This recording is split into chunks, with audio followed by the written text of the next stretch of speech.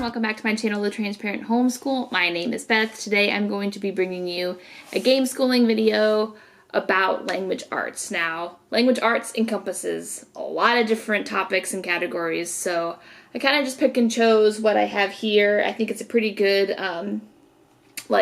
coverage of all of the different areas that you can consider language arts. Before I show you my games though, why don't you hit the like and subscribe button so you don't miss any of my future videos. Okay, so the reason that I'm making these videos now is because it's just in time for Christmas, and a lot of these games we love and we've played before and love them. A few of them I have here are actually going to be Christmas gifts for my children. We've played them before, we just don't have them yet. The first game I'm going to share with you guys is called Watermelon, get it? It's actually by the same company that makes Bananagrams, so if you are familiar with Bananagrams, this is closely related to that. I do not have Bananagrams here. We have played it before, I just don't have it. But I found this at a secondhand store, and I got it because I really just thought it was super cute. It looks like a watermelon. The instructions are on here. This is your board. You open it up, and it comes with this die. So the die has different numbers on it. There's all of these different tiles that have letters on them. You put them face side down, so they are all going to be upside down like this. And then when you roll your die, it tells you how many seeds to collect. So let's say I collect 3. I'm going to do this one, and this one. I collected a T, an O, and a P.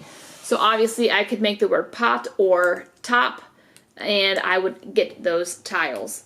Now you continue play until you cannot make any more words based on the letters that are left.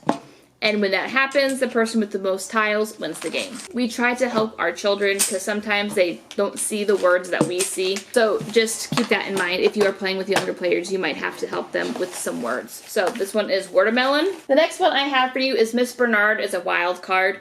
This game is really fun. It's super silly. It's basically a Mad Lib in game form. And so each of you are going to get a board, and it has all of these different categories. So teacher, rhyme, action, adjective, noun, practicing your parts of speech, which is great.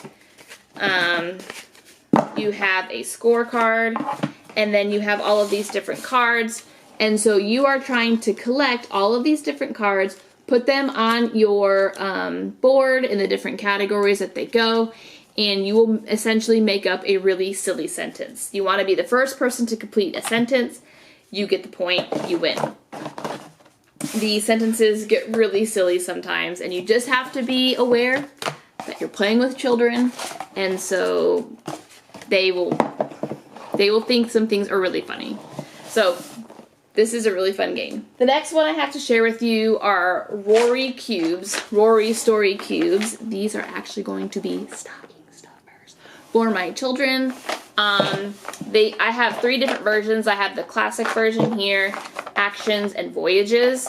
But what you are using these for is creating a story. So when you open it up, there's all these dice, and each dice has a whole bunch of different pictures on them. They're all different. You roll them together, and then depending on what pictures show up, you create a story off of that. And so there are voyages, there's actions, and then there's the classic. I think they also have a fairy tale one. I'm not exactly sure. These were just the 3 that I found, but they make great gifts. But I think that we're going to have a lot of fun with these. This is Treehouse Town. This is actually from The Good and the Beautiful. They make homeschooling curriculum. We use them for math, language arts, and a few other pieces of our curriculum.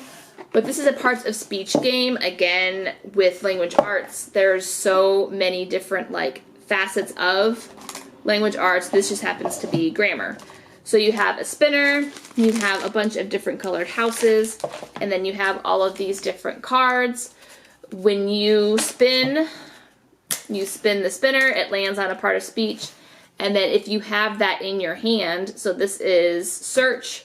So if it were to land on verb, search is a verb, I would lay that down. I would collect this colored house, right? So this is yellow, so I would take a yellow house. You are trying to collect one from each category, and when you do that first, you win. So it's not necessarily like a well-known game, but it is great when you want to practice your parts of speech, but it puts it in a very fun way. The next one is Boggle Jr. They have a regular Boggle. I just have younger kids, so I bought this one. But this is great because you are practicing spelling words, letter recognition for your younger ones. But again, Boggle Jr. and Boggle are great games for language arts. So this one is you have cards.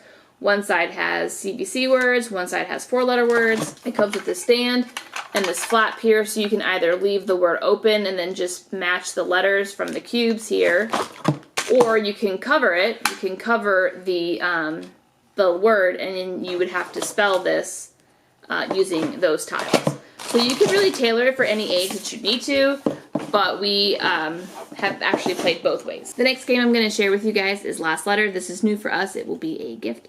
But what you are doing here is being the first to get rid of all of your cards. It comes with these really colorful, creative cards with a bunch of different things in each card. They're all different.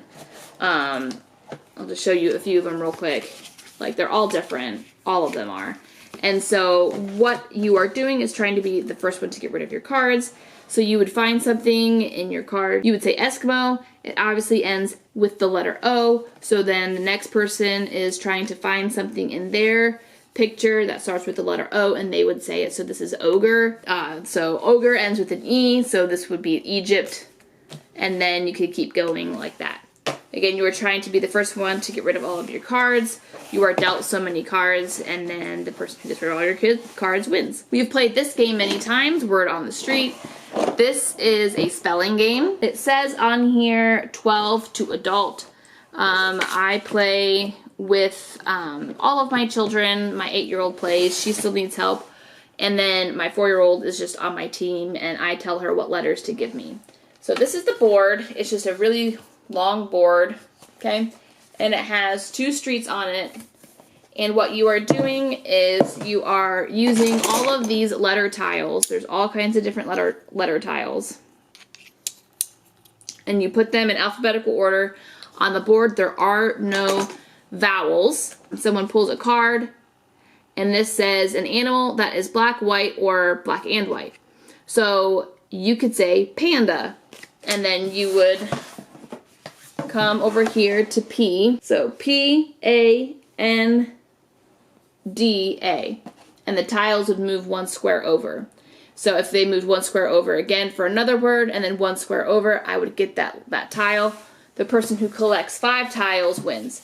This is so much fun. It is really, really silly to figure out like the categories and what people are going to come up with. It's a little frustrating when they like thwart your plans, but that's the name of the game. So Word on the Street is really fun. I highly, highly suggest this game. The next one is Scrabble Jr. Of course, you could also have regular Scrabble, but I have younger kids, so I just got Scrabble Jr. This game actually has 2 ways to play it.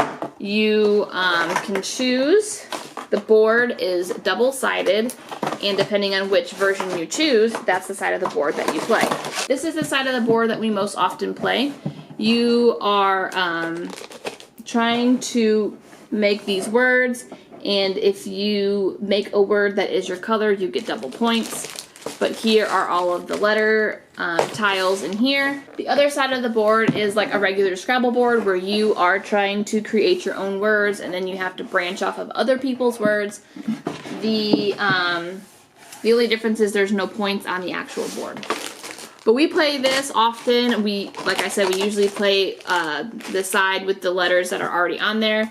That way my 4-year-old can play, and like she can do her own thing without having to be on somebody's team, and then I'm just really there to kind of facilitate and make sure everyone is staying on track. The last game I have to share with you is just a really cool game. We played this only once before, but my kids loved it so much it will be a Christmas gift. So it is called Tall Tales, and it does come with this really cool expansion pack.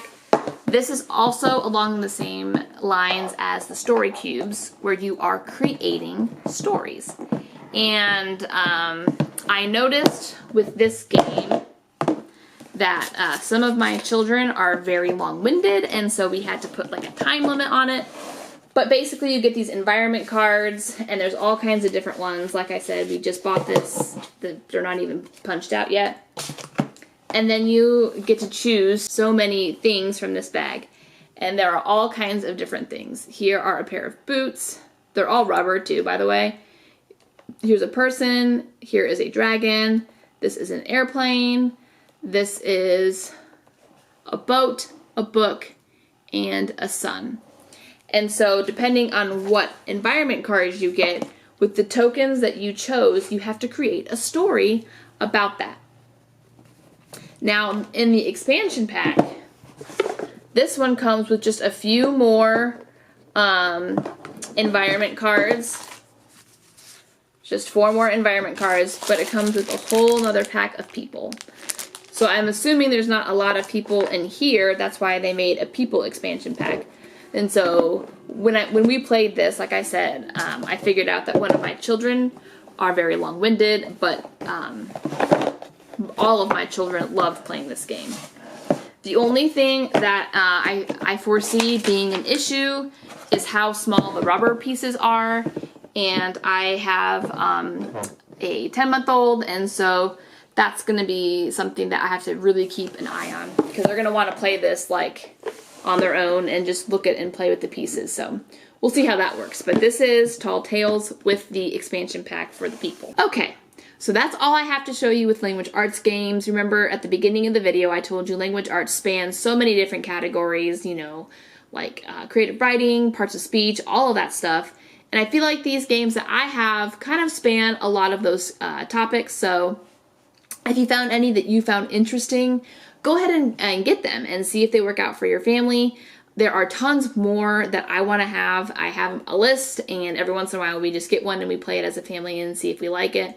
But these are just the ones that I have right now. So thank you so much for watching, and I will see you guys in my next video. Bye!